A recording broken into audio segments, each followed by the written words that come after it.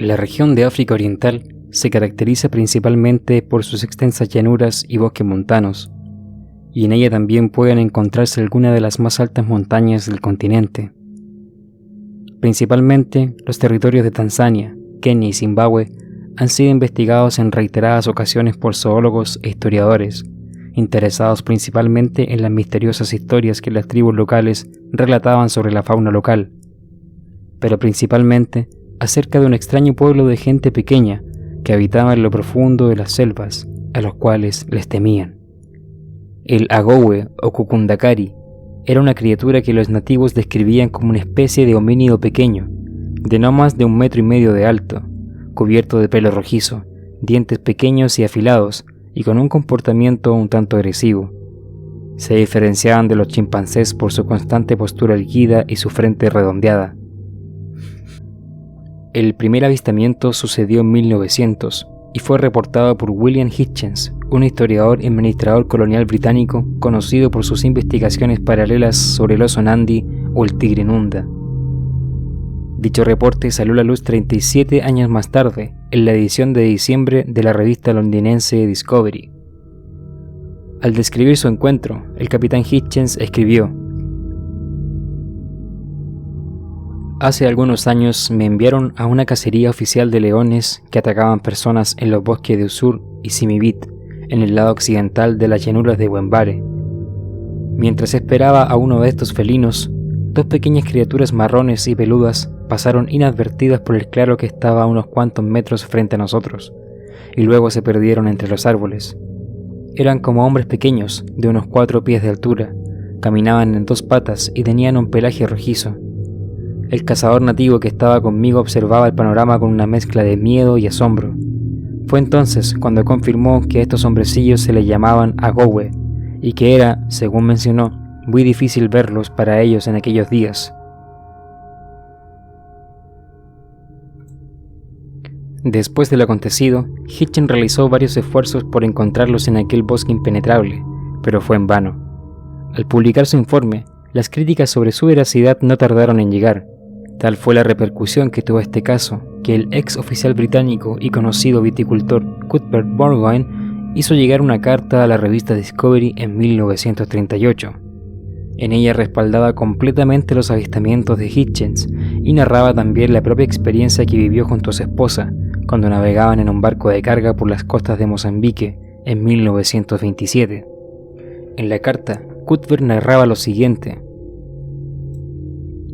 Estábamos lo suficientemente cerca de la Tierra como para ver objetos claramente con un lente de 12 aumentos.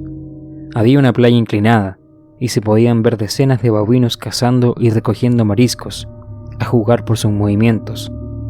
2 de ellos eran muy blancos, y entiendo que estos son muy difíciles de encontrar, pero allí estaban. Mientras observábamos, 2 seres de apariencia humanoide y de muy baja estatura salieron de entre los arbustos y bajaron entre los babuinos. Ciertamente no era ningún tipo de simio conocido, pero estaban demasiado lejos como para verlos en detalle. Sin embargo, estimo que medían entre 4 a 5 pies de altura. No sentí ningún temor en ese momento, sino emoción, pues nunca había oído hablar de una criatura semejante. Más tarde, un amigo que era cazador de Casa Mayor contó lo sucedido mientras él estaba con su esposa y unos colegas en la zona de África Oriental portuguesa. En una de sus tantas jornadas, cuenta cómo fueron testigos de una familia completa de estas criaturas que atravesaron los árboles cerca de donde estaban y desaparecieron entre los arbustos. Los nativos fueron estrictos al prohibirles que abrieran fuego contra ellos. A fines de la década de 1950, Charles Cordier, un escultor y coleccionista profesional de animales, siguió las huellas de esta criatura en Zaire. Cordier dijo que en su extensa búsqueda instalaron diversas trampas de pájaros con la esperanza de capturar un ejemplar de Kukundakari o un Agowe. Un día, un gran estruendo se formó entre los cazadores cuando observaron que algo había caído en una de las tantas trampas instaladas. Al inmovilizarle una de sus piernas, un Agowe había caído de cara al suelo, pero sin mayor problema logró darse vuelta, se sentó, quitó la soga de sus pies y echó a correr mucho antes de que uno de los hombres que estaba cerca pudiese agarrarlo. Estas criaturas también son conocidas como Cheite en Costa de Marfil, Agogure o Agowe en Tanzania y el norte de Mozambique, y hay quienes sugieren que el Orange Pendek de Sumatra pueda estar relacionado igualmente con estos ejemplares. Estas fotografías corresponden a esculturas creadas por nativos de África Central, que podrían fácilmente ser representaciones artísticas. Muchas teorías se han desarrollado para intentar explicar estos avistamientos. El criptozoólogo Bernard Heuvelmans teorizó que podría ser una especie sobreviviente de Australopithecino, un primate bípedo que se sabe existió aproximadamente 2,5 millones de años.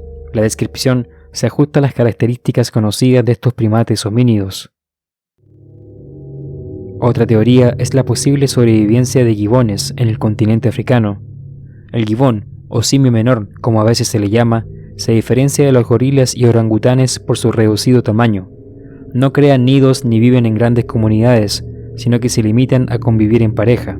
Superficialmente, suelen parecerse mucho más a un mono que a un simio, y si bien coincide con la descripción de la Gowe en la ausencia de cola y la frente redondeada, no hay evidencia alguna de que los gibones vivan en África, ya que por lo general habitan en selvas tropicales y subtropicales, principalmente en el sudeste asiático.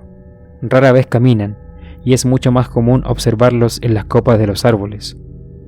Otros informes provienen del Departamento de Zoología del Instituto de Investigación de Adio-Podomue, en Costa de Marfil.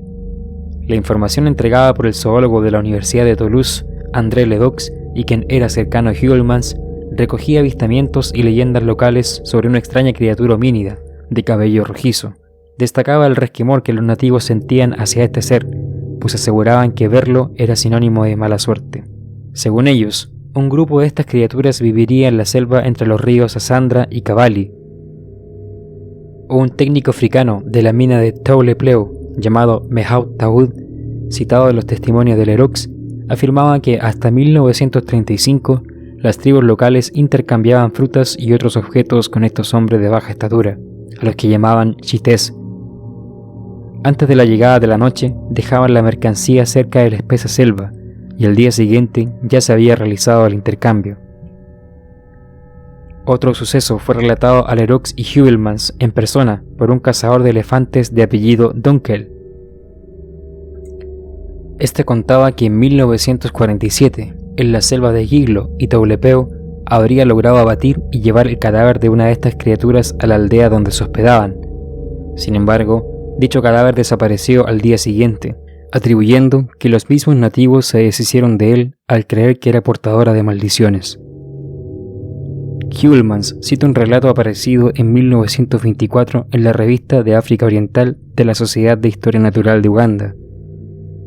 En el mismo se cuentan historias de los nativos Embu de la llanura de Emberre, que dicen que en los montes Dewa Ngombe habitan unos hombrecillos cubiertos de pelo rojizo, que atacan con piedras a quienes se atreven a entrar en sus territorios.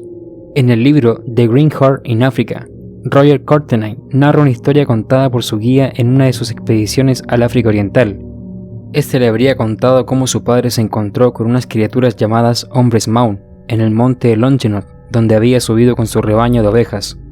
Al ir en busca de una de ellas, se encontró solo y rodeado de la oscuridad de los árboles, cuando de a poco comenzaron a emerger estas diminutas pero amenazantes figuras, que comenzaron a acecharlo. El hombre los describía con aspecto simiesco, y solo pudo escapar de ellos atacándolos con su lanza. África tiene la particularidad de sorprender constantemente con nuevas especies nunca antes vistas en el continente. Sin ir más lejos, el gorila es una de las que ha sido descubierta recién en el siglo XIX por el médico y misionero estadounidense Thomas Staunton Savage. Durante su estancia en Liberia encontró cráneos y huesos de lo que él bautizó como Troglodytes gorila.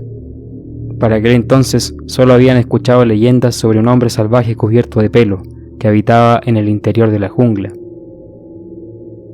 Si bien las historias sobre estos seres son consideradas por la mayoría de los autores como simples invenciones o confusiones con animales ya conocidos, para otros la existencia de estas criaturas es perfectamente posible, dada la gran cantidad de relatos y la inmensidad de los territorios y selvas sin explorar. Los impenetrables y deshabitados paisajes de África Oriental serían sin duda alguna el hábitat perfecto para ocultar todo tipo de flora y fauna que hasta el día de hoy solo existen como antiguas y difusas leyendas que perduran en el tiempo. Esto ha sido todo por hoy. Nos veremos muy pronto en otro Archivo Anómalo.